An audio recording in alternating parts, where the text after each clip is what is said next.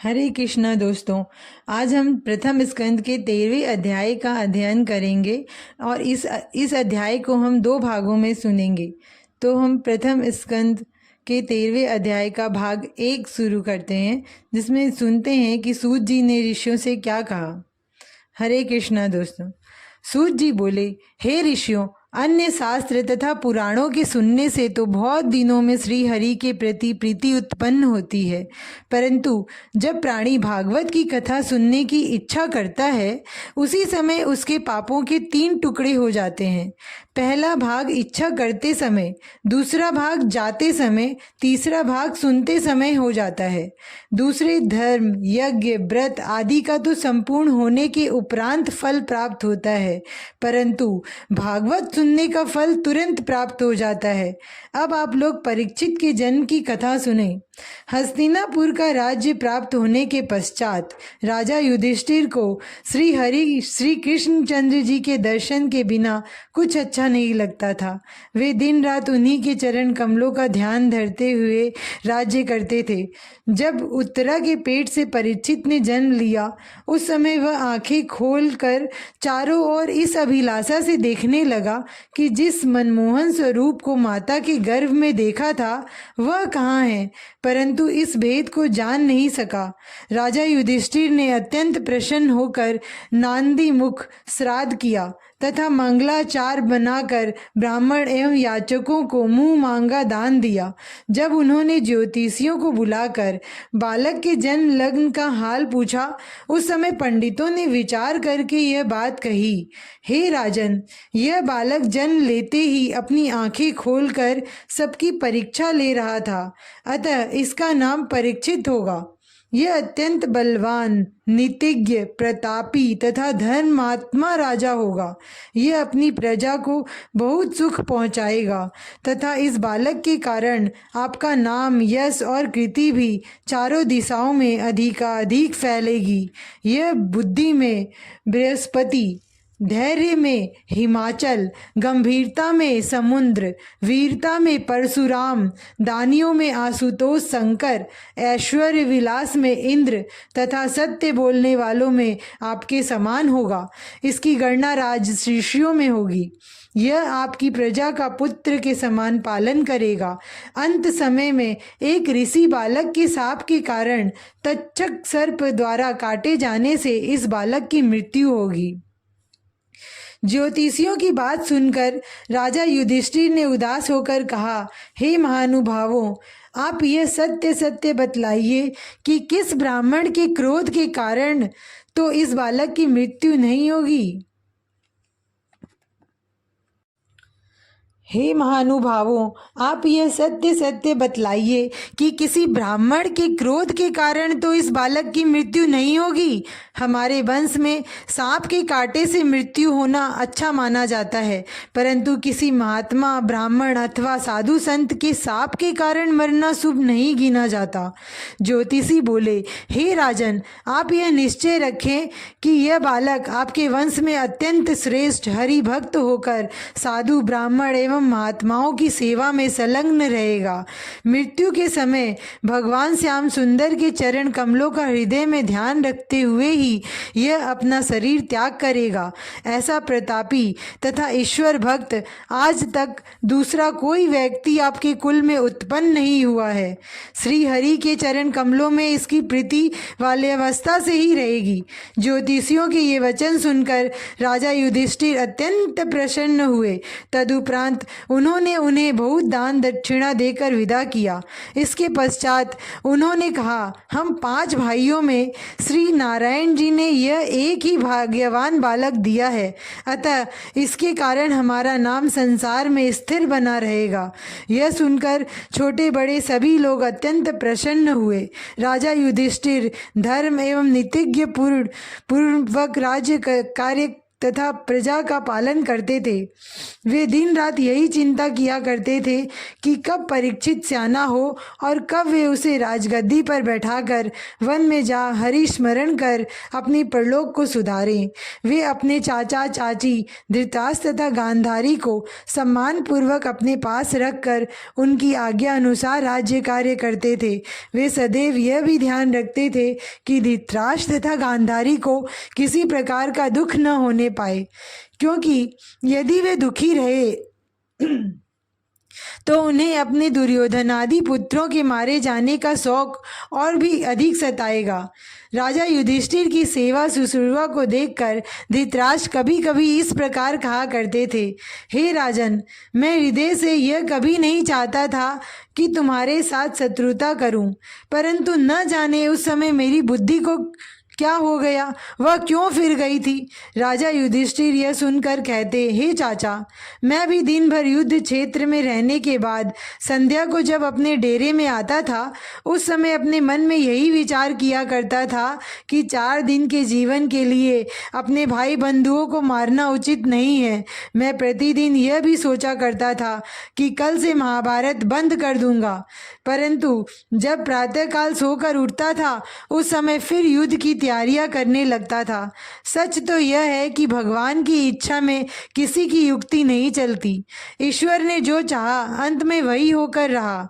इस प्रकार राजा युधिष्ठिर धृतराष्ट्र तथा गांधारी को बोध कराते रहते थे। उनके राज्य में धर्म की ऐसी महत्ता थी कि भगवान की कृपा से प्रजा की इच्छा अनुसार वर्षा होती थी तथा असमय में भी वृक्ष फल फूलों से लदे रहते थे। सब लोग अत्यंत आनंदित रहते थे तथा बकरी एवं बाघ एक ही घाट पर पानी पीते थे।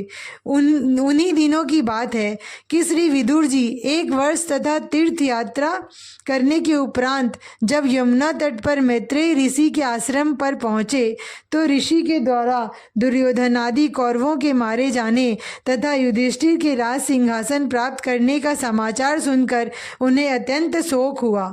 वहीं उन्हें यह भी मालूम हुआ कि राजा युधिष्ठिर धृतराष्ट्र तथा गांधारी को अत्यंत सम्मान एवं स्नेह पूर्वक अपने पास रखते हैं।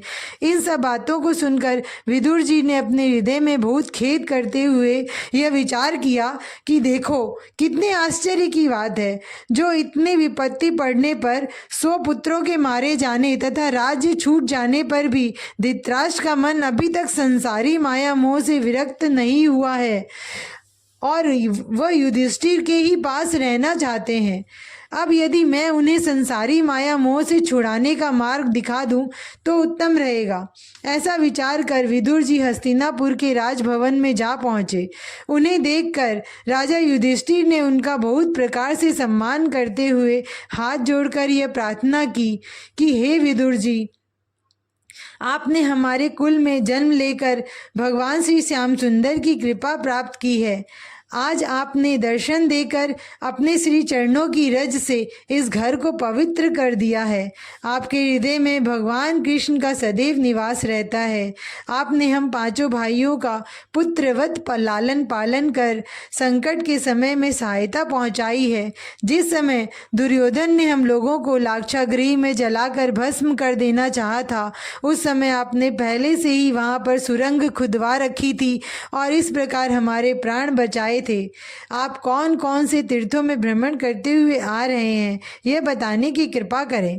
यदि आप प्रभास क्षेत्र में भी गए हो तो हमारे परम हितैषी भगवान श्याम सुंदर का कुछ समाचार भी सुनाएं, क्योंकि जब से वे हमें राज्य देकर गए हैं तब से हमने उनका कोई समाचार नहीं पाया है।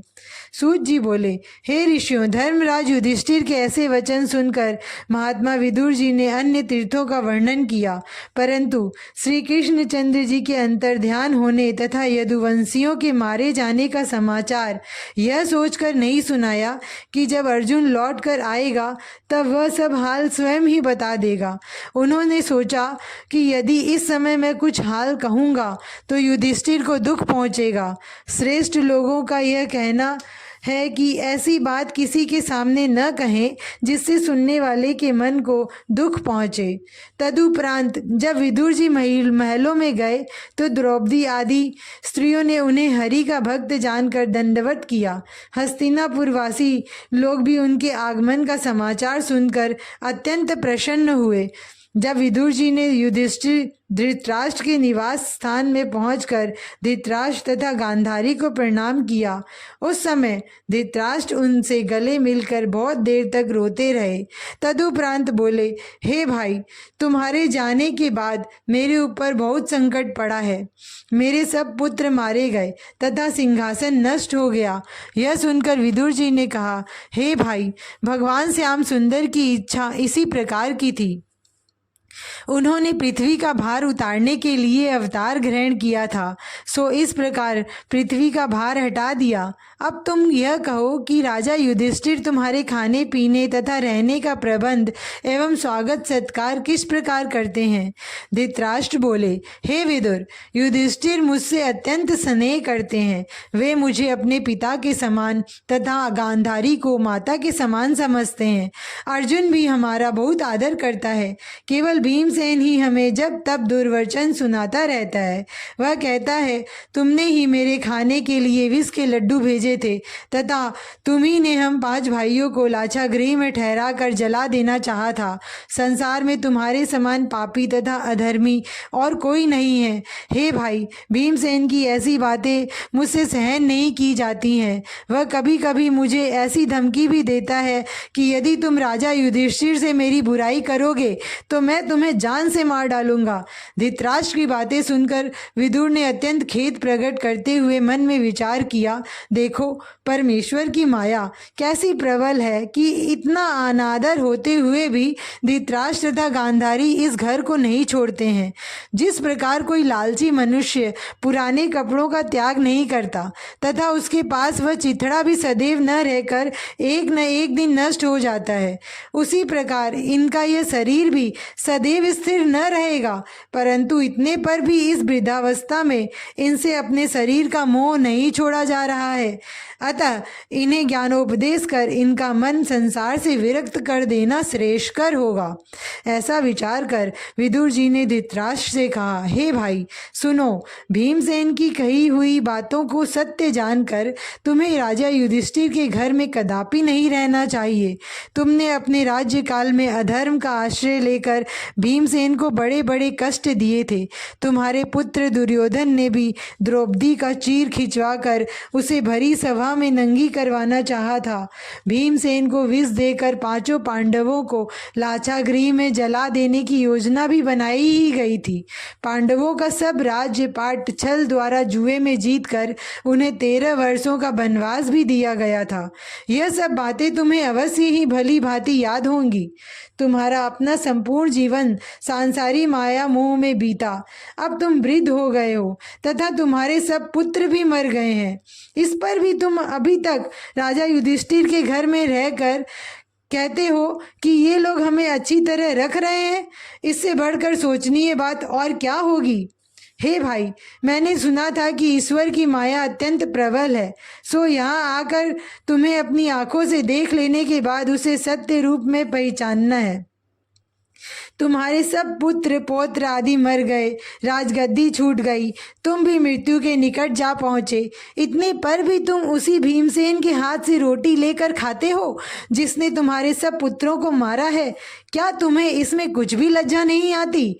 जिस प्रकार कुत्ता लाठी मारने से भाग जाता है तथा रोटी का टुकड़ा देने पर फिर पास आकर उसे खा लेता है, वैसी ही स्थिति तुम्हारी भी है।